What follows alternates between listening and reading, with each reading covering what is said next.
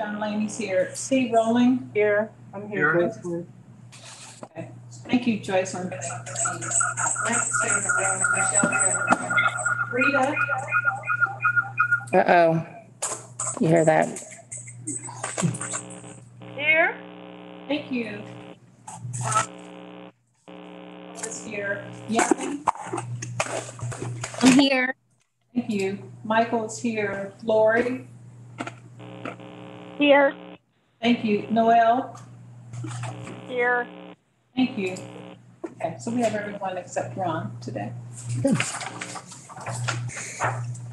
Okay, go ahead and everybody had a chance to take a look at the agenda. Go ahead and take a motion for the approval of the agenda. Approve the agenda. Second. Brent Schneidermeyer moves to approve the agenda. Thank you. Second. Second. All those in favor, please say aye. Aye.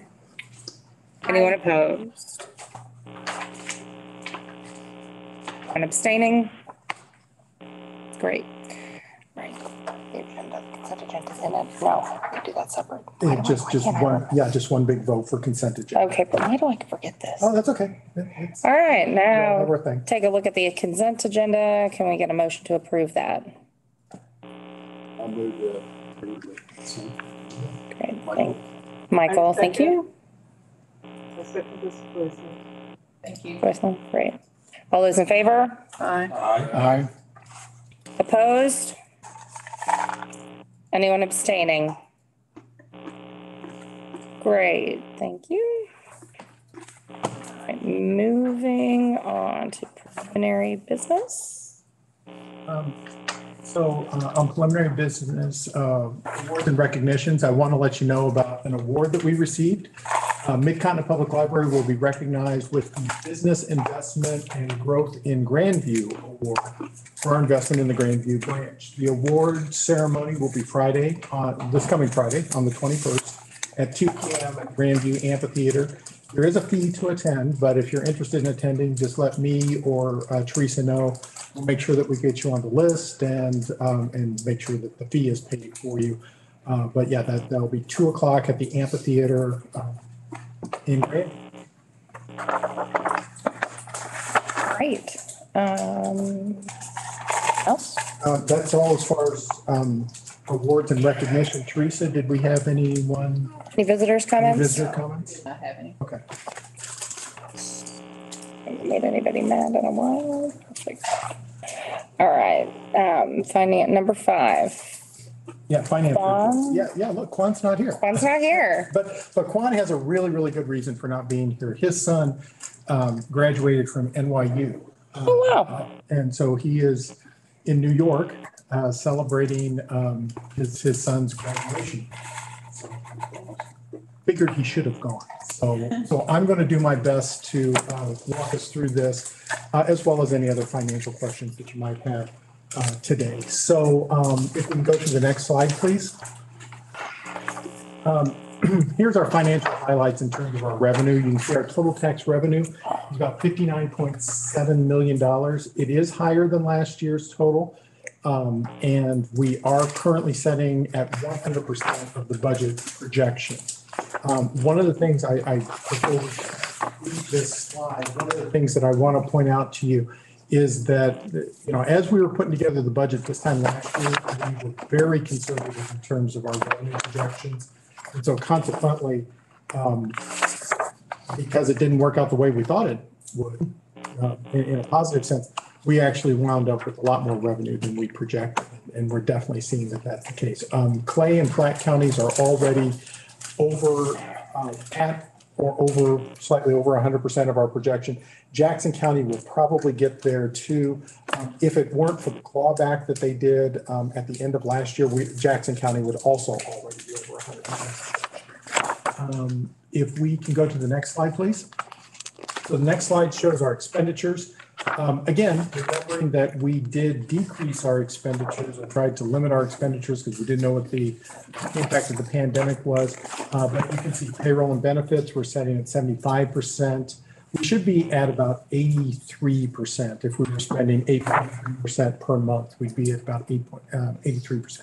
So payroll and benefits, 75%, library materials, 72%, library operations, 65%, for a grand total of 73.1%, about 4% lower than last year's expenditures. Quan also wanted to make sure that you all knew that we voted last month to transfer the unassigned fund, $5.5 million from the unassigned fund balance into capital project fund, and he did that. So that's already been taken care of. You can go to the next slide, please. So next slide is our debt service fund. And so this just tracks the debt service, the certificates of participation, what we have, what our beginning balance was, about $80 million, disbursements, so the money we spent, the ending balance in terms of what we have and are currently still investing with Natixis and Bank of Kansas City. You can also see that we've already paid $7 million, $12 million in principal. And so we're already starting to make a little bit of a dent on that. Still quite a long ways to go, but $60 million is our debt balance right now. If we can go to the next slide. This talks about our capital project fund and the allocations that we have there. I think Quan needed to update this because we should have had the technology update and oh no, I'm sorry. He'll actually do that in the upcoming year. But this talks about the amount of money that we've got allocated for the Woodneath home, the reading rocket, the collaboration rooms, as well as the overall capital plan. Next slide, please. This is the one with all the tiny print. It's all of our grant and gifts funds, which we're continuing to move through in a very positive way. We'll talk about this with the technology committee, but we recently received a new grant from the state library that's going to allow us to do a trial service of checking out Chromebook computers. And I'm not 100% sure that that's listed on here yet because that is just a brand new grant, but just wanted to let you know about that trial service for us. If we go to the next slide, this is our health insurance reserve fund, which is running very well in terms of our expectation. Our current fund balance is $1.5 million, which is toward the top of the reserve range that we're looking for. And so we're having a pretty good experience right now. And I think that might be the last slide for the finance report.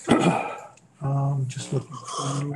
Yeah, I have no other additional notes. Any questions about this month's finances? Well, I was just hearing a report this morning about the fact that the pandemic has affected the ability of people to detect disease of other types, and that we're likely to see over the next couple of years in particular kind of something that would eat away at this fund balance. So I follow. Yeah. Yeah. So I just, it's great that we have that. And that's where it's supposed to be, to protect against things like that. I think we can, if that report is correct, we can expect to see some diminution of that during the next 2 budget years.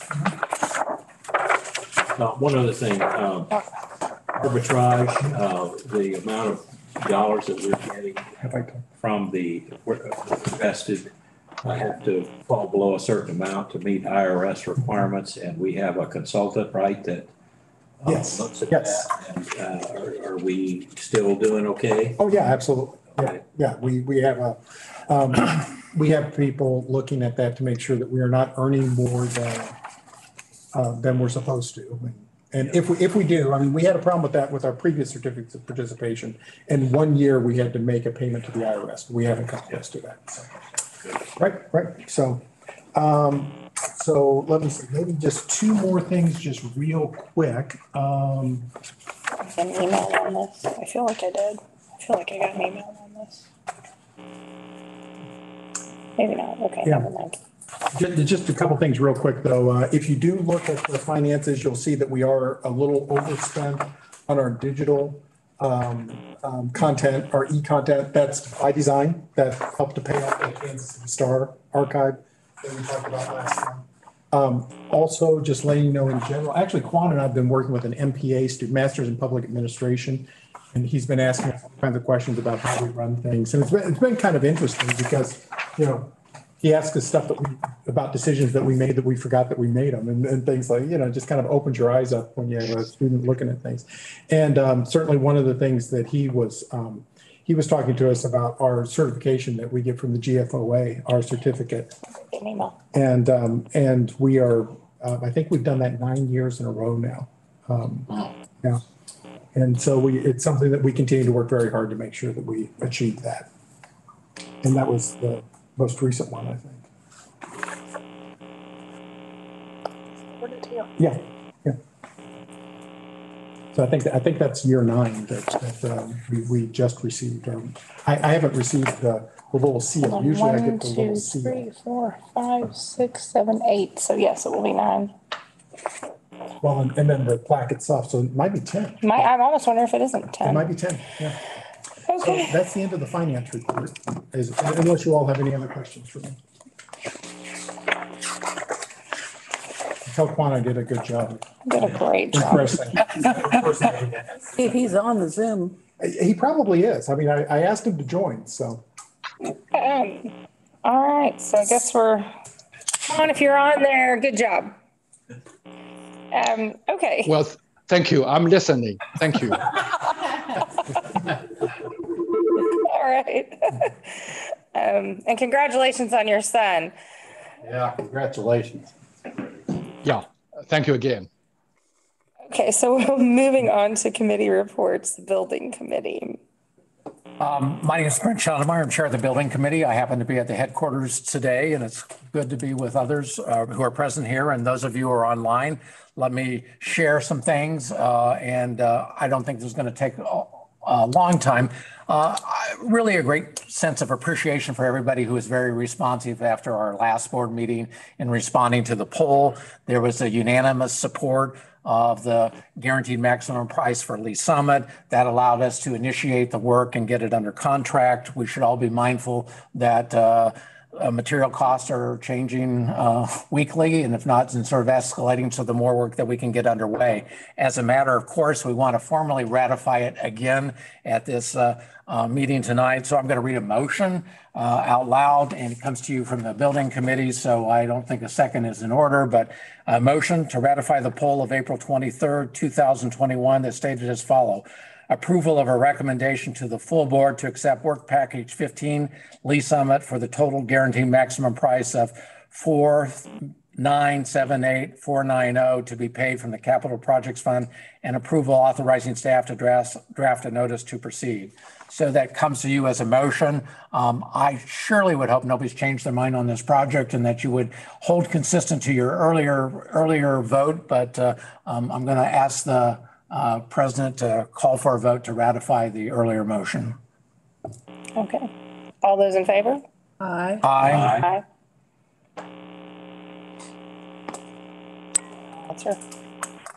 Did everybody online answer? No, not yet. They haven't. Do you want me to go through it or just Yeah. do the no? Or You can just do voice vote. I mean, you can ask for those abstentions. Okay. is there, did you all vote? I didn't hear it. Sorry. Aye. This is Joyce. Aye. I'm voting aye. This is Steve Rowland. Aye. Thank you. Noel Stepp. All right. Is there anyone opposed? Anyone abstaining? All right. Gratifying to hear the echoes of ayes coming tumbling in from all over the place. It's good that we did this because the staff has already executed the agreement and we have a contractual obligation that in some senses we, could work our way out of, but it would be a little bit more problematic than we might anticipate. I think we're gonna go maybe to the dashboard and we can call this up and take a look at it. Maybe give you a few highlights.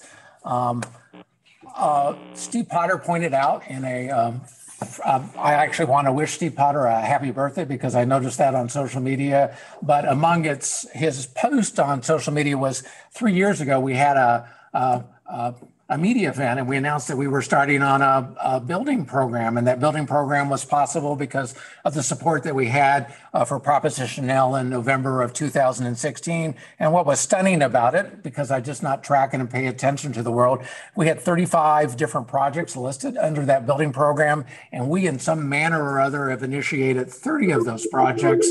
And so we're kind of deep into it. And Michael and I actually had a wonderful day. Michael Azio, who's here in the room with us, because if you can spend 12 hours on a beautiful Missouri day driving around Clay and Platte County, stopping to have lunch, stopping to have coffee, visiting every branch that was in the Northland and talking with our librarian and seeing the communities, in some ways it's really truly an invigorating day. And it's just sort of great to be out and really sort of to see I'll let Michael share his, views on that. But I just want to share with you is that we've been very, very thoughtful. I look forward actually to meeting the new Clay County representatives. I want to recommend to you highly go visit the Liberty branch. I think that was the last branch that we visited on that day. This was like a 12-hour tour, and maybe Steve didn't know the roads, but I think he did. But maybe it was that extra stop that we had for coffee along the way that made it a little bit longer. But it just really, really important to get out and sort of see the things that we do, because otherwise they appear as a placemat in front of us, and that's important to see. And we're doing a very, very good job of managing the projects, and we're doing a very, very good job of managing the money. So the placemat is in front of you. And I don't know if Steve has anything else that he wants to add to the placemat. Yeah, we always like to make sure that we share this, make sure that you can see it, make sure that we're holding our number, and certainly, in terms of some of the things that we've been sharing, our contingency, we still have a pretty strong contingency. In fact, based on what J.E. Dunn told us, we have about 11% of our still targeted expenses to make in contingency, which is, and they said typically at this point it'd be 5%. So we're managing the money very well. So just to give you kind of what's coming your way, the next really sort of big decision for the building committee is actually a site acquisition in Grain Valley. I think we're narrowing what it is that might look like. And that's the major project. We hope to get underway on some of our other projects that are in front of us. During this meeting, there wasn't a quorum present, and so I want to share this in official fashion. I pulled Michael aside and said, I really feel strongly that co-chair approach is very, very helpful to some of this sort of work, particularly giving the number of projects. I realize, I'm told by myself, I'm told by my wife, and I'm told by others that I can become tiresome. So I'm thinking that maybe another voice. Maybe another voice to sort of share the conversation would be helpful. But I also I want to be mindful, as the fact is that the board at some point will undergo some level of transitions, and having some understanding about what we did, how we did it, why we did it. Somebody needs to be around to explain why we had to mudjack all these buildings that we didn't build properly, but I think we've taken care of that. So I asked Michael, I checked with the president of the board before the meeting. Michael has agreed to do that. And so I want to tell you that Michael will be the co-chair of the building committee. Trent Skaggs was actually co-chair at an earlier point. And when Trent left the board, I just feel that's a good way to kind of share leadership, because Michael told me more stories about the Northland than I ever knew or was aware of. And he knows about the Northland. We're a secret. It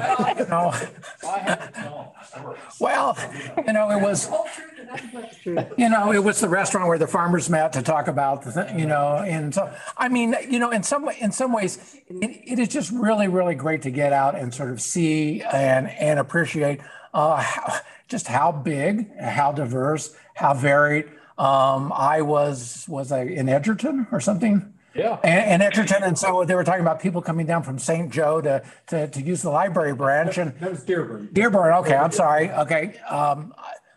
I will wrap this up quickly here and we'll move on to other things. But I was in Dearborn, and they said people were coming down from St. Joe to use the library because we had great databases and they had reciprocity agreements. And I said, well, how far were we from St. Joe? And they said 10 miles. And I was just kind of, Okay, well, that made sense to me. So, Powerball winner was from Camden Point, by the way. all right. Library branch there. So anyway, it was a good day. Michael may have some things that he wants to share, and I think that may be it for the building committee. So We've got a few pictures that we. oh yeah, I'm sorry. Well, you should see some of the things that we saw, and they're out of date already. That's true. That's true. Yeah, just, I guess, whenever you want. Oh, good. Yeah, just, the day was phenomenal. It was a great day. And of course, I guess we're fueled by coffee sometimes, so anyway, the Northland's great. I mean, the whole system's great because we toured everything. And I guess one of the highlights for me was meeting the people and hearing stories in the libraries and, the buildings and all that stuff are nice, but the people are amazing. And there's really some dedicated folks that love the library and love what they do. And that was very evident every branch we went to. And relationships are what make things go really well. And so that was very exciting to see that. And so that was both the North and the South, the whole thing. And just the level, I guess, of commitment from people that they have. And it shows in their love for the libraries. And buildings are great. We ended up at the Withers branch. That place was amazing. Oh.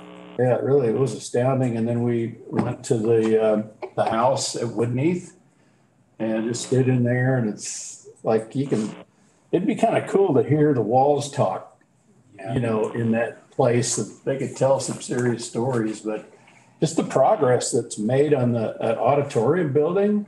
The last time I saw anything about that was just the pictures, Steve, that you sent out about the footings and the steel laying on the ground. Well, it's all going up and they're on it.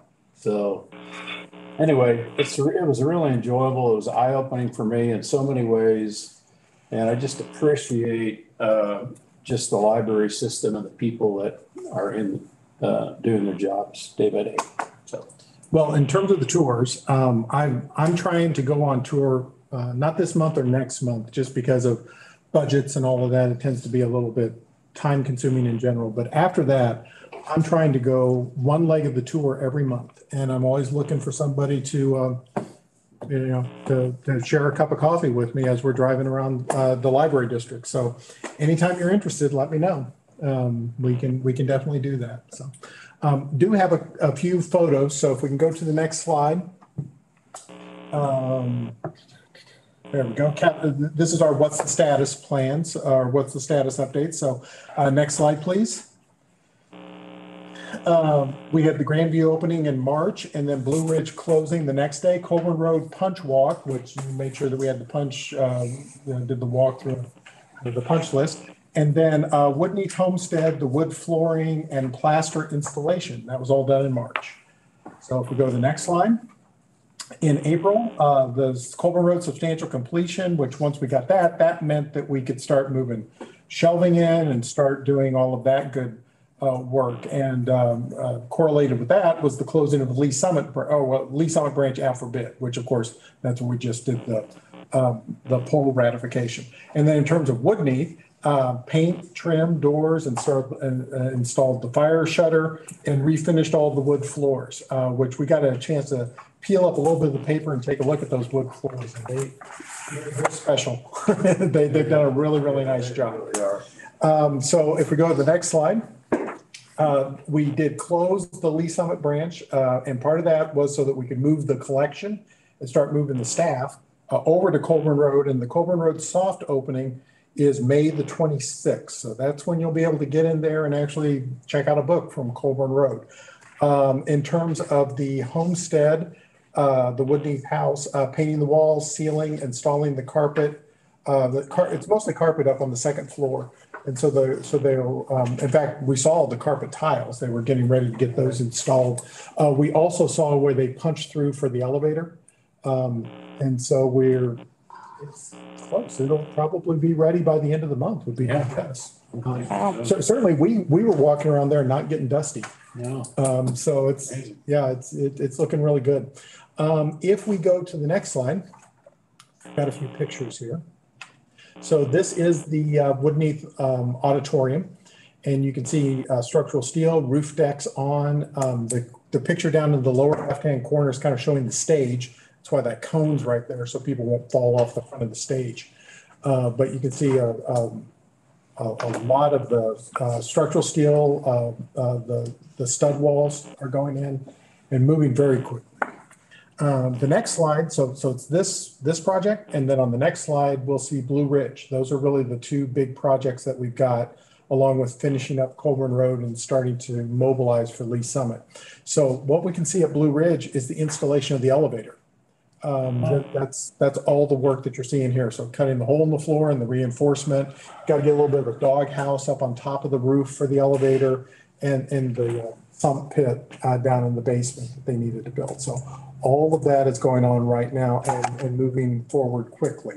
As I recall, I think those are the last pictures for the report. And Brent, I think you already mentioned that. No reason for a closed session. We just had it on there in case we had something to bring to you. And I think that's it from the building committee, but other board members may have some question on a particular project or something they want us to be aware of or know about. So, please speak up and share. Oh, I got to see the Riverside branch today, and I'm just wondering when we're going to get a new branch there. That will be a very interesting conversation on the part of the building committee. Actually talked about it so recently. Charlotte, there's two really divergent views. Is Riverside growing? Do we have the resources to invest in a larger, newer branch? Actually, we stopped and looked at the site that the city was proposing, for us. We have put Riverside intentionally down to the bottom of the list so we could see where we are in terms of A lot of new housing developments there. And so, others may share a point of view of it all. We clearly have the funds to stay where we are and remodel that, but that building has problems which Steve Potter has identified for us and others. So I saw the water problems. Yeah. I think we need to talk about that in the building committee, though. Yeah. I mean, in reality, they are asking for funds in excess of what it is that we might currently have available under our building program. So we've been talking on this one and thinking on this one for about 5 years.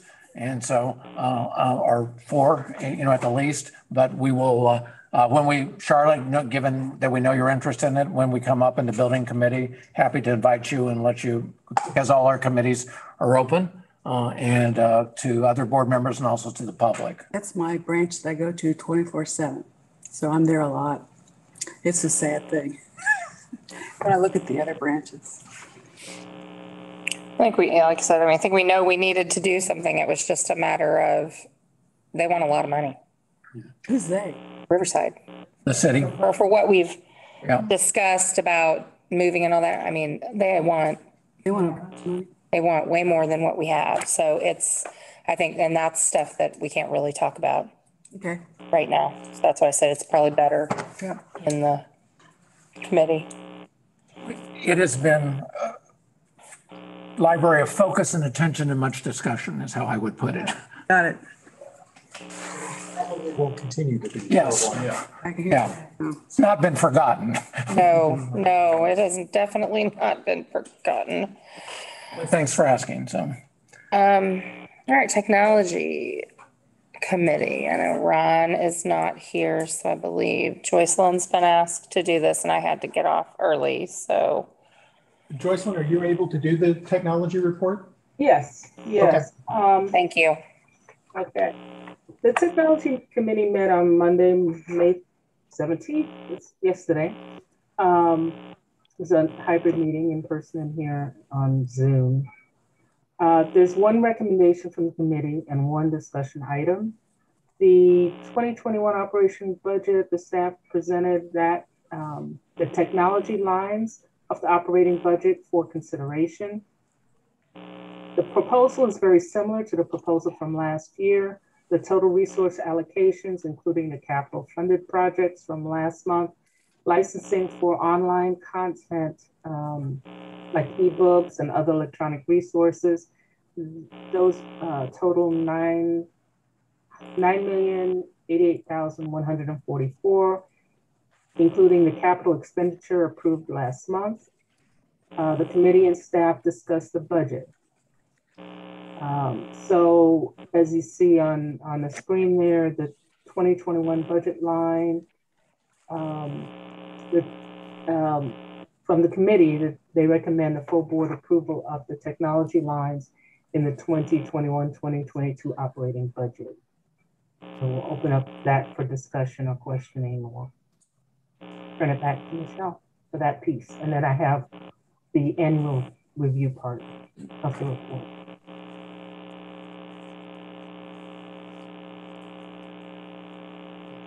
Discussion. Okay, do we have any discussion? Oh, I guess we need to do that. Well, just a, Well, she Oh, did sorry, it as she a did, recommendation, sorry. so we're fine. Oh, So, yeah, that's right. discussion. just a question related to what we've seen plenty of the last few days with cyber activity disrupting the pipeline system and causing all kinds of havoc in many of our states and causing gasoline prices to raise and so forth. Are we spending enough on cyber defense? I mean, I feel almost silly saying that, but it's not silly. It's important that we feel that we're spending enough money to be able to anticipate and work against anything of that sort happening to the library. One of the interesting things I just heard recently about that, which was surprising, was that maybe carrying around a hard copy in the trunk of your car is not such a bad idea. That's kind of a joke because several years back, the way we kept our copies of backup were in the back of a trunk of a car. And we thought that was kind of odd, and we were glad when it shifted to other kinds of backup. But now it seems we ought to be a little concerned about having a hard copy backup for sure. And so I just say that only to highlight the fact that we ought to make sure that we're spending enough money in that area. So I just open for discussion. I got a question. Didn't we hire a company, a cybersecurity company to check us and make sure we're okay? We have them on contract. I think we did. Oh, hi, this is Brian. And yes, we do have we do an annual security audit every year through Mornet. They help us go through and make sure that we're managing our servers and our passwords are we're following protocols with that. How we're upgrading our servers and our policies and that. They go through a whole thing with us that make sure that we're following certain guidelines and also making sure that we're doing certain things with our servers and our network. The other thing that we do through them, and they hire a third-party company to do this, is we do an annual intrusion test. And so that company actually comes in and they try to poke holes in our network and our servers and all that, and they give us a report of that. They also do it from outside of our organization, trying to get in to make sure that we don't have any holes from outside the internet coming into our network and into our servers. And so we do that annually, and that test is actually coming up in just a few weeks, actually. So we'll have that done. And so we always make improvements every year off of those reports because the types of attacks and those types of things change. So it's like a growing and a learning process every year. But we typically do very well with those reports. And I know the IT staff really follows a lot of safety and security guidelines when it comes to those things, but getting an external look at it is always a really good thing. And we do that annually. And then we also have a whole suite of antivirus software and a deep backup strategy and a disaster recovery site at Smithville that helps protect our data and do all those types of things.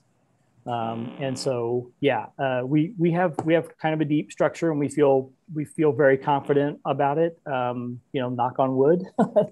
Seems like the ransomware and the malware stuff stays ahead of us a little bit out there in security land, but I feel pretty confident that we're doing the things that we need to be doing to try and stay safe. So. And I'd like to add two more things to what Brian said. First of all, in terms of a global thing, we did talk quite a bit about this in the technology committee meeting during our technology review, just to make sure, just sort of separate from the budget lines. But lots of things that we talked about. I think what Charlotte might have been remembering, though, is that about this time last year, we had a budget line where we actually put all of our staff through cyber training. And taught them sort of how to be aware of how to notice suspicious email and not to click on the things that are wrong. And all of our staff went through that. Wow. And we had not only documentation that they went through it, but that they successfully passed it. As I recall, this company actually every so often they'll send, fake emails to try to get you to click on them and things like that, just to test you. And so we did this before several years ago, and it was time to update it, and we did that just most recently this last year. The other thing that I wanted to point out is that our strategy around all of this has been about limiting risk in general, and so that's sort of our overwhelming strategy. And part of the way that we mitigate risk is through cyber insurance, so that if something were to happen, we have cyber insurance. We have cyber insurance, and we have. How much do we have? I would have to check with Chris because I don't remember off the top of my head. Quan can definitely get that, or we can get the number. But we feel confident that if we were to have a ransomware situation, that we would be in good shape. The other thing is, like I said, it's about mitigating risk. So our strategy that in a lot of cases we've moved things to shared platforms in larger areas. So an example is the card catalog. When you search on the digital card catalog, 10 years ago, that card catalog used to just be on the other side of this wall. I mean, it was on a computer that was on the other side of this wall. And the problem with that is that if something happens to that, we're just sort of standing alone. It's just Mid-Continent Public Library that has the problem. And there's a little bit less motivation for the company to get out there and to get it fixed, right? So what we do now is our catalog is actually hosted by a company called BiblioCommons. It's in a third-party site. If our catalog were to get malware, virus, or something like that, other library catalogs are also getting that as part of that larger server farm, which means they have motivation to get in there and get it done because a lot of their clients are having an issue. So Brian and I look at that a lot of cases. Where can we look at situations where if we host, it, first of all, it pushes the risk on them, but it also will give us a situation where they will be more responsive to us. And so we've done that a lot. So yeah, John, you never want to say never, but we feel confident that we're doing the things we need to do to decrease and look at this all the time. And certainly if we did have a situation, and you might remember over time, we slowly built the redundant servers in Smithville and the generator up there. And if we felt like we needed to do something like that more, we would definitely bring that to the board. And Steve, a lot of our services are distributed, and that's worthy to note. I mean, our primary CRC database that houses all of our books and patron records and all that stuff is hosted by CRC. Our catalog's hosted by BiblioCommons. Our website is hosted by the people who designed our website. A lot of our email is out in Microsoft land, and they have very strong ransomware and malware strategies in place. Having that distributed out means that if one of those gets attacked, our core doesn't get attacked, and vice versa. And so being distributed is a good thing. There's some plus and minuses to that. But it keeps all of our eggs from not being in one basket. That's about the only way I know how to put it. So right. Again, it's risk, decreasing risk. That's the whole strategy. Yep. Thank you.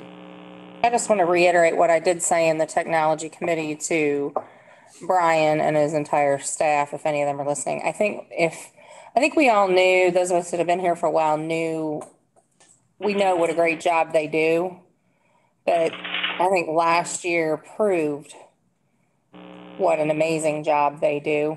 Yeah. I think we were, we saw all these companies having to play catch up and having to do all this stuff. And while COVID was a bad thing and it was uncomfortable for a lot of places and we had people working from home, because of everything that we were already prepared for, it wasn't a difficult transition for us. It was uncomfortable, but it wasn't difficult. And so I have full faith in he's got us set up appropriately. That's for darn sure. I mean, I just think they've done an outstanding job and need to be commended for it. Amen to that. Thank you, Michelle. I appreciate that. I'm very fortunate to have the staff I have. I'm really lucky. I've got a great staff under me, and they work hard at this every day to make sure that we're pointed in the right direction. And so I really appreciate you all saying that. It means a lot to me and means a lot to my staff too. So thank you very much. We appreciate the job you've done. That's for sure. Does anybody else have anything else? That was a great question there, John. Yeah, good question. Anyone else? This is Lori Lemunion. I just have one question about kind of like the future of technology. And like if we will like looking into possibly having like 3D printers and having places where people can come to the library, or even just one place like a technology center where we can have something like that.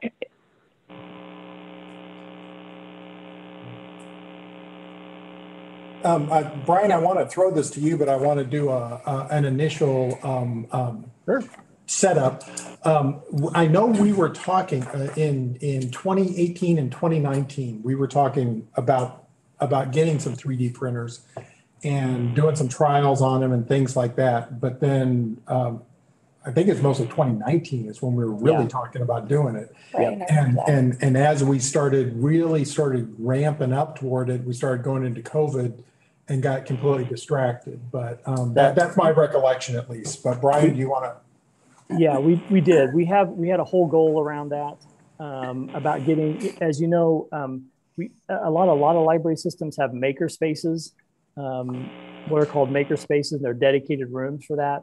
We don't have a lot of those, so we were looking at a kind of a mobile solution that we could put on a cart and could be rolled into a collaboration room if somebody needed to use one.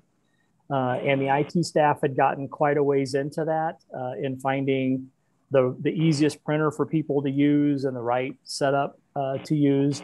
And they have a lot of good documentation on that already that we could circle back to pretty easily. But then, like Steve said, we got into COVID and we just started tabling all of that stuff while we started putting out various fires for just keeping us connected and those types of things. So yeah, that's definitely something we need to circle back to. And with our virtual environment, another goal that we had was also looking at the software side of things, allowing people to be able to come in and sit down at a PC or check a laptop out, and we would have the Adobe suite and some other creative software on there that they could use. As you know, that's very expensive software also, and it's difficult for people to have access to that. So we were looking into those types of solutions also to complement the 3D printing and other stuff that we were looking at. But it just kind of all got tabled on us this last year. So. Okay. Yeah, thank you for mentioning that. And I know there's a lot of free 3D printing software, and so I'm really hoping to be a part of that. So thank you for giving me the update of where you left off before I came. Thank you. Absolutely. Thank you.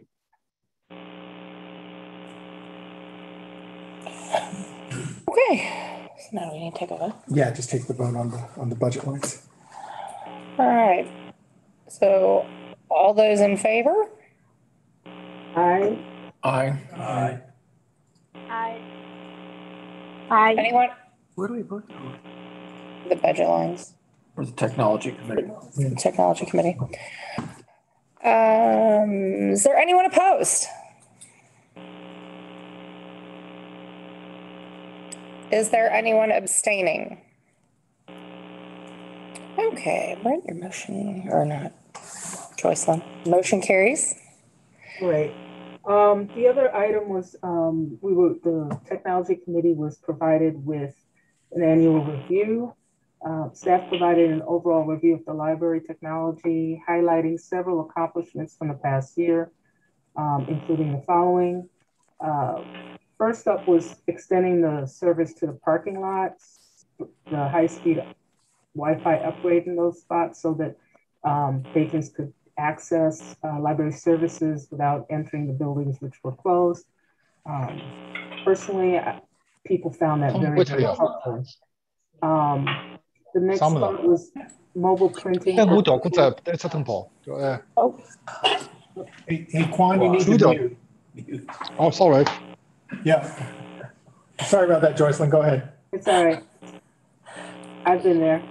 The next one was the mobile printing without access to printers at home. Software has existed before, but it was extended and updated. The rollout of Microsoft Office 365 for staff made remote working from home much better and helped staff to be much more nimble in the process of moving things online and responding in COVID.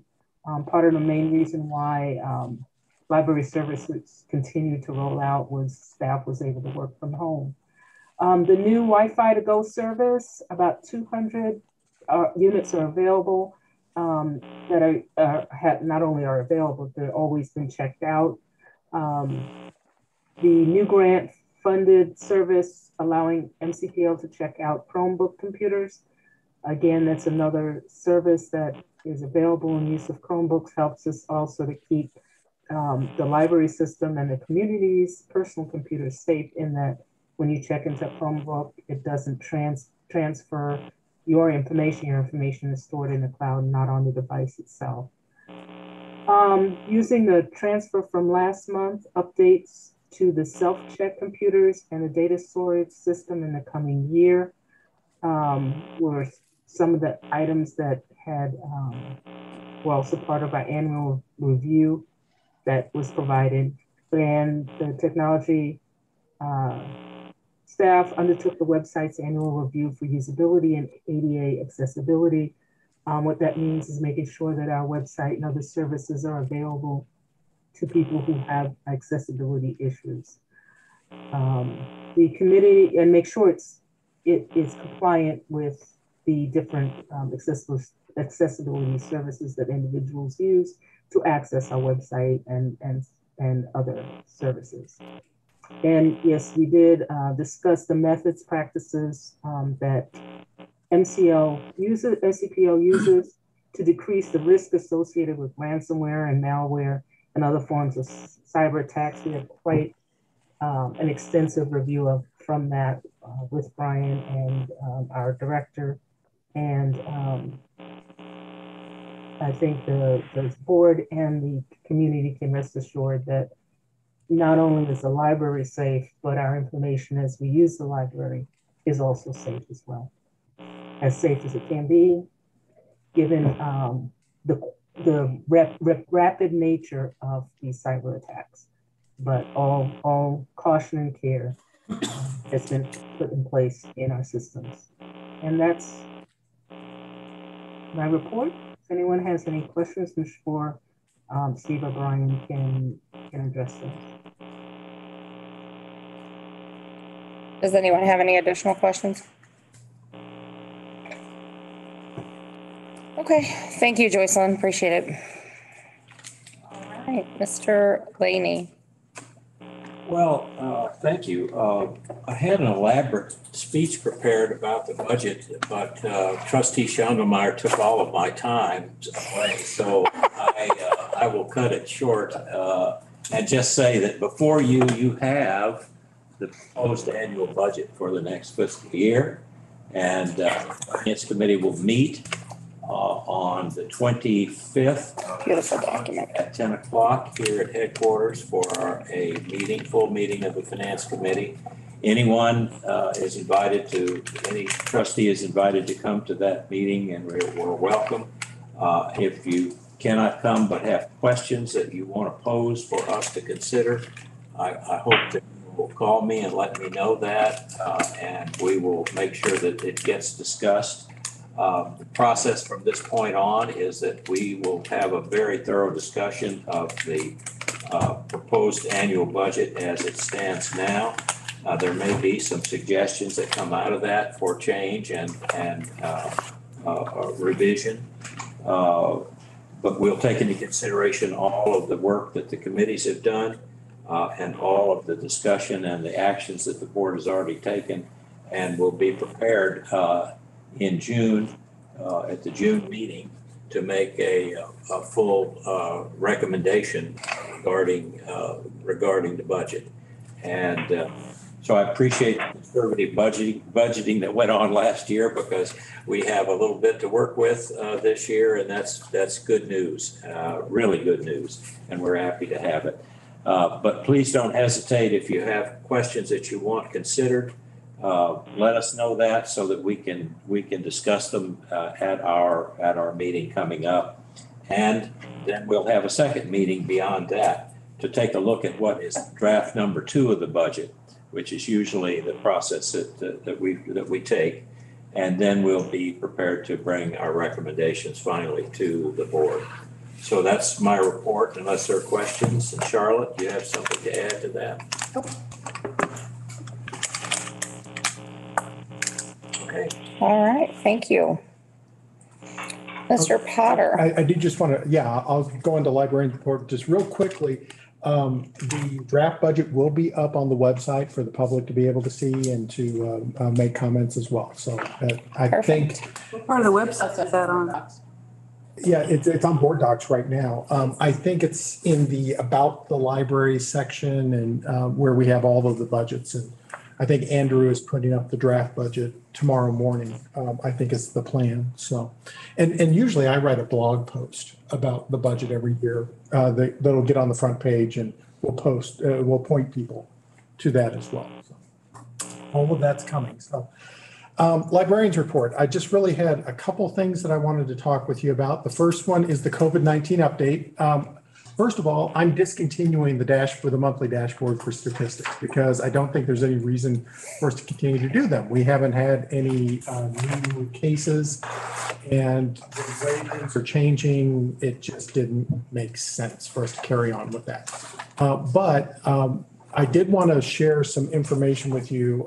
We did undertake an HR survey. So our HR department sent out a voluntary survey for our staff to report their vaccination status. It is anonymous. We did not track names or branches or anything. But as of today, we had over 70% of our staff had already participated in the survey, which is about, Jennifer told me that was 538 of 766 employees. And here's what we discovered so far about vaccine status amongst our staff. 83.6% claim to be fully vaccinated. 3.1 have 1 of 2 doses. Another 3.1 say they're not vaccinated, but plan on getting vaccinated soon. And that gives us a remainder of 4.9 who are not vaccinated and are undecided, and 3.6 who are not vaccinated and say they will not be getting vaccinated. So when you do the math, what that means is 86.7% are vaccinated or halfway vaccinated, and another 3.1 are planning on being vaccinated. So 90% of our staff are either vaccinated or will be vaccinated soon. I think this is important because it should help us assure a healthy working and service environment, and should help us decrease risk moving forward, since we have so many folks who are vaccinated or planning to be vaccinated. So with that, and certainly with such a high number, I mean, if obviously Mid-Continent Public Library is not a silo in and of itself. I mean, we work in a larger world, but you could argue that if we were, Mid-Continent Public Library's done a lot in terms of staff and herd immunity, if you will. But setting that aside for a moment, I did want to give you an update on our operations, because I think this is really the important part that I wanted to share with you today. We have had several changes in operations that either have occurred or will occur between our last meeting and tonight. So starting on May the 1st, we stopped quarantining all items. So when you return an item, it gets checked right in and shelved as quickly as possible. Yesterday, we stopped our AB team scheduling. As you might remember, AB scheduling helped us decrease exposure amongst our staff, but it also really decreased scheduling flexibility. So doing away with AB team scheduling gives us flexibility again, which allowed us to increase our hours of operation. As of today, we increased our hours, adding back 2 morning hours on several of our days. So current operating hours for our standard branches are 9 to 7 Monday through Thursday, 9 to 6 on Friday, and 10 to 6 on Saturday. For libraries with Sunday hours, those will be restored this coming Sunday. And they'll be 1 to 5, which is their normal Sunday hours. As soon as possible, and over the next couple of weeks, we will finish, when we finish up with our hiring and the rest of our coverage, we'll be able to add back our remaining evening hours, which is 8 to 9 o'clock, or actually 7 to 9, because we're closing at 7 now, so 7 to 9 on Monday through Thursday. And when that happens, we'll be back to normal, all the hours. How does this impact your staffing? Like you were down to 364 full-time equivalents. How's this going to bring it up to the 406 or the 418? Well, what's happening is a couple of things. First of all, the changing of the scheduling from AB gives us more flexibility so that we can cover more people, or we can cover more hours with the same people in some cases. But the other thing is that the decrease in hours, where we're closing at 7 as opposed to staying open till 9, that's where we're seeing the difference. So as we're able to add in more staff, that's when we're able to add in those additional evening hours. But based on what Jennifer's saying, that should be for very soon. You're still at 7 o'clock closing right now? Mm-hmm. And so when you go to 9 o'clock is when you're going to have more people. Is when you split shifts then at 9 o'clock? No. I mean, we've done away with the split shifts. And and that was as of yesterday. So it's just a matter of getting those final pieces in place to be able to cover those additional, 2, 4, 6, 8 hours at those branches each week. So coming soon. So the other thing that I wanted to talk to you about changes is effective this week, we eliminated occupancy limits. So, there were a lot of our branches where you can only have 50% occupancy. All of those went away this week, as well as time limits. We also had a provision where you can only be in the library for 90 minutes. Those are gone now. You can be in the library as long as you want. We are encouraging staff and visitors to follow safe distancing protocols. Although we have not been able to remove all the signs that state the mask requirements, we're not enforcing mask requirements. So if anybody comes in, they don't have masks, we don't chase them down and tell them to put on masks. They didn't beat me up today. They shouldn't have. They shouldn't have. They're not supposed to be doing the mask requirements. The small collaboration rooms, the small study rooms, are being brought back into service this week, so people can book those and start using those as well. And the community rooms, the larger spaces, the larger rooms are right now offline because we're needing those. We're just slowly rolling into this to determine how much extra space we need for social distancing, and we're using that space for that purpose. If it ends up we don't need it, then we'll roll that back. So lots and lots and lots of changes in the last 30 days, but it's beginning to feel an awful lot like a return to normal. Yeah. A couple more things that I had. I'm going to skip that one. The state appropriation for libraries. As you know, the Missouri General Assembly just recently closed their business.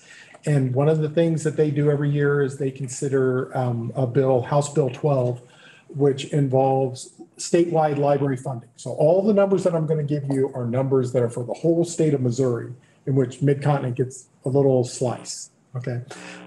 But it was a very good year for Missouri library funding. So the state aid and equalization funds was funded at $3.5 million. We usually get about $380,000 of that is what Mid-Continent gets. The REAL, which is remote access for libraries, was funded at $3.1 million, and that helps fund some of our online content throughout the entire state of Missouri.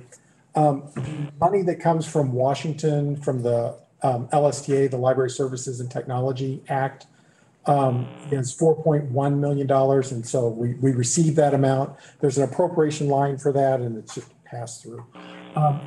Also, the federal ARP funds, the American Recovery Program, that came in an amount of $3.3 million, and that was appropriated for the Missouri libraries. And then the last thing that was funded which this one I'm almost going to fall out of my chair when I tell you about this. The out-of-state athletes and entertainers tax was appropriated at $3.7 million. And as near as we can tell, this is the first time in the nearly 30-year history of this tax that it was 100% appropriated for the purposes as stated in the statute. And so this is going to be a very positive thing for libraries. Typically, what we do with those funds is we use them to buy things like ebooks or enhance our. Could you repeat the name of that tax? It's the out-of-state athletes and entertainers. Oh, so that, okay, gotcha. Yeah, so like when somebody, when the teams play. Yeah, when the Detroit Tigers come to town and they play the Royals, they have to pay us. So they've never ever taken that seriously till now? Oh, well, they've always taken it seriously. They've collected the money. They've just never distributed it correctly. So this is the first time it's ever been 100% distributed in, I think, 30 years. So, yeah, it is. It really is. Now, the other thing I want to tell you about Jeff City is we track bills that go on in Jeff City, and I'm sure all of you have your favorite bills that you were tracking and seeing this year. There weren't a lot with direct or indirect impact for our library system this year. So there were lots of other things going on, but not a whole lot for libraries this year. So we'll see what ends up happening. So it really was about the money this year for us, and not a bad year as it turned out. See, but you have, like, compared to last year, you're going to have another extra 10 million, aren't you? Close to that? Considering all the taxes and all the grants. And let's see, that's 6. And no, it's about 7 million. Yeah. It's about 7 million. But remember, that's not us. The whole state of Missouri is getting that, and we have. How much better are we doing from last year? All numbers included. Is that in the budget number I need to look at? It might be in the budget, but yeah, a lot of the stuff in terms of like the federal stimulus and the out-of-state athletes and entertainers tax, we're just going to figure out the stimulus are going to be grants, and we're going to have to apply for those, and we may get them and may not get them.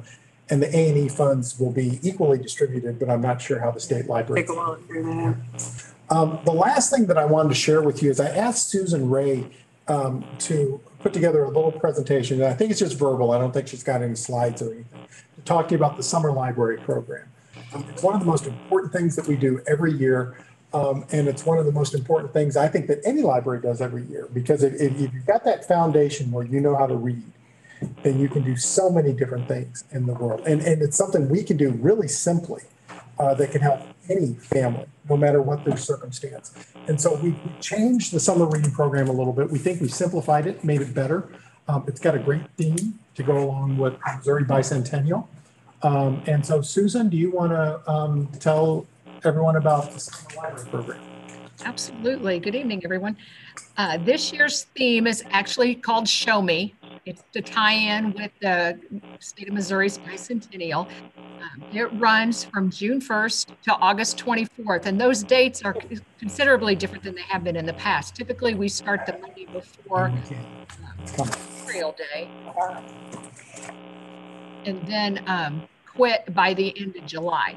This year, we don't want to do that. We're finding that students in the past have been completed within the first week, and then they're done for the year, and we're not going to do that. This year, it has also been altered in that we are truly going back to our roots. It is all reading based, and we are asking teams to read 20 minutes a day for 20 days to complete each level. We don't care what they read. They can read a recipe, they can read the back of the cereal box, they can read a comic book, a magazine, whatever they want to read. And it doesn't have to be 20 minutes consecutively. So if they read, the back of the magazine, they can qualify because Emma's got that down. They can do that. That's okay. In the past two, it has been a point-based system, and this year with the reading, it is not. And so even though there are activities and online programming going on over the course of the summer, those are available to families and kids, but they're not required. We're really putting the emphasis back on reading. We are also continuing with our daycare program. This has not really changed. Each daycare that registers and participates, read a book. Activity poster, and when the classroom completes that, they report that back to their branch, whichever branch that they work with, and each child in the classroom will get to take a book home. That is different than what it's been in the past. In the last year and the year before, we've given classroom sets so that the teacher has them, and now we have gone back to giving the students actually books so that they can take them home and have them share them there. We're also piloting a very similar program with 3 school districts to coincide with summer school. Those school districts are Center, Grandview, and the Independent School District. They will also get posters, and the teachers can register their classes. And once they are completed, their students in their classrooms will also get books. All of these students, if they want to participate separately by going into the branch, they can earn additional books through the course of the summer just by registering as the general public, not as a classroom. We really wanted to go back to the core of reading, because not only do we have summer slide that typically happens, and I know many of you are familiar with that phrase, we also have COVID slide. With all of the students who have been virtual all year, some of those students have logged into their classes and some of them have not. So we're hoping that this is a way to help them, encourage them, promote reading, and have them pick up something every single day and have a greater impact to them than they might have in the past. They will earn, there are 3 levels. So for each 20 days that you read for 20 minutes, you earn a book, and we're just giving out books for the first 2 levels. Each of those books also has a library nameplate in it. And this is especially important for the daycares and the summer schools, so that there's some connection between the school and the library. So it's not just a random book coming home. Parents or caregivers, whoever they live with, know where it came from.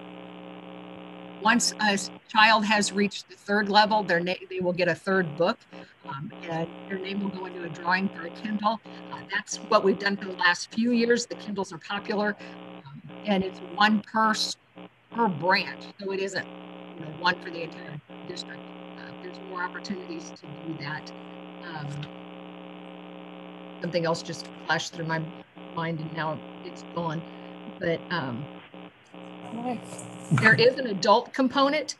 If adults read for 20 minutes for 60 days, there is a pin, and I don't know if Steve has his pin on or not, but if so, you can check out what that pin looks like. We want to encourage adults to read too, because that's important for modeling that reading behavior. And they can, if they're reading with their kids for 20 minutes a day, that counts for them too. So we're pretty liberal and pretty flexible and pretty open to however you want to read, just as long as you're reading. Yes, that's the updated summer library program. So just a couple things to reiterate. There is a really nice booklet that kind of a brochure that talks about this. I think, Brent, I saw you pick that up when we were on tour. We will send you a digital version of that, all of you, and that'll explain the whole process to you in greater detail so that you can explain it to your friends and neighbors. Brent, I hate to put you on the spot on this, but you were the one who shared this statistic with me that in suburban households and in households that kind of got the memo about the importance of reading, and in non-mobile households, it's something like 75 books per household or something like that. But in at-risk communities, what was that number? Do you have? I'm going to go back and find it. I mean, it was just it was stunning. It was staggering. Some of you know that I do work in in school districts. And when you give a child a book of their own and their nameplate, they don't know what to do with it because they've never had it. And the idea that they would own a book of their own and there wasn't somebody that they had to take it back to and return to. And so this is really one of the extraordinary things we do. I'll try to find that, but I did not have as much as I might imagine. I understand what's happening in the community. I was just kind of overwhelmed by this. And so the idea that the library offers access to books for checkout and access to books for personal books, because a lot of homes just don't have personal book collections. Yeah, particularly homes that have a lot of mobility. I mean, if you're moving from hotel room to hotel room, and that happens a lot in our footprint. The little kids' books just don't get packed up. They don't. So this gives them an opportunity to build their own library. So we're excited about it and excited about the theme. It's nice to go along with the Missouri Bicentennial and give people a little bit of pride about where they live as well. So we'll get that PDF brochure to you and send it to you so you can be telling your friends and neighbors about the summer library program. Thank you, Susan. Thank you for sharing that today. That's the end of the librarian's report.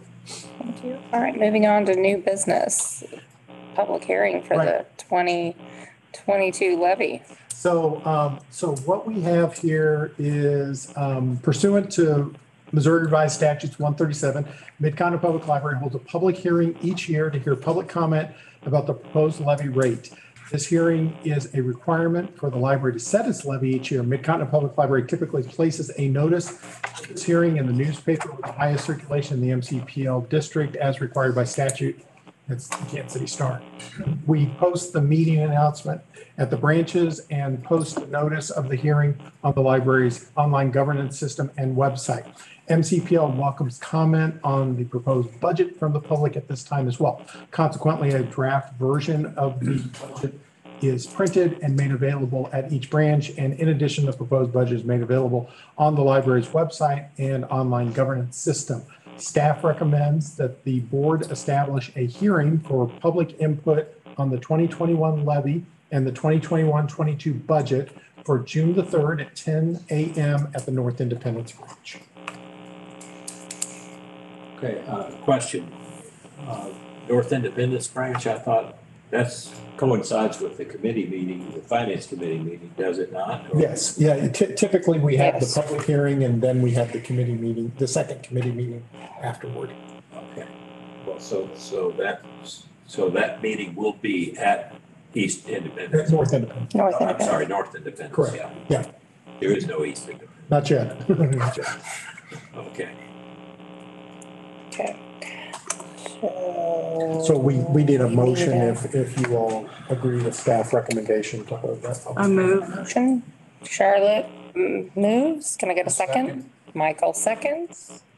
Any discussion? All right. All those in favor, please say aye. Aye. Aye. Aye.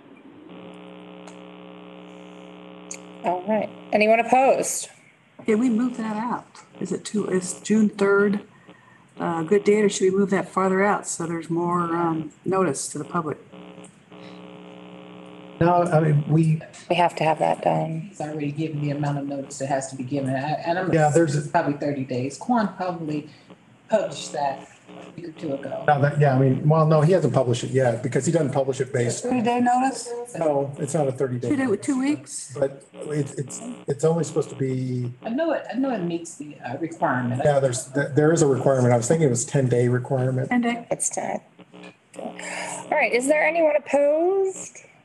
And is there anyone abstaining? Okay, the motion will carry. Okay.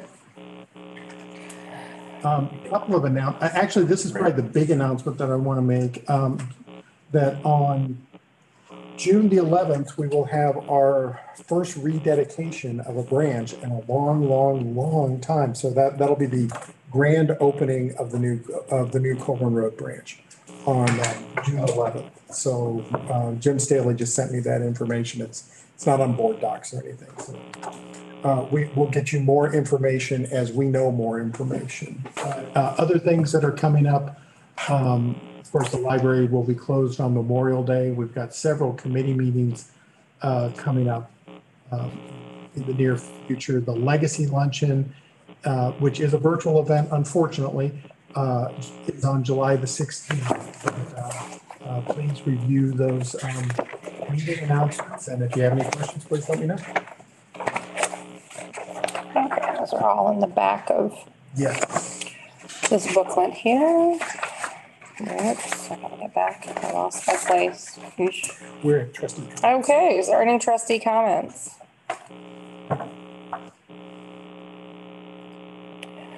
I've been far too effusive, so I'll be quick. You got a budget document. Just getting ready. Yeah, I know. You got a budget document, and I'm going to encourage you to read 2 pages. Page 13, it shows you where we have library branches, but probably more consequential. I'm always overwhelmed. If you want to understand our library system, go look at page 57. It shows a comparative analysis of how we do as a library system. It's really important information. It shows you that we manage our money well, shows you that we provide a lot of materials. It shows you how we do relative to our peers, and that in some senses, it's the value proposition of the Mid-Continent Public Library. And when you're in, it's hard to know that, and it's important to see this, how we do in comparison relationship to others. So page 57, you can take it in a minute. Okay, thank you, Brent.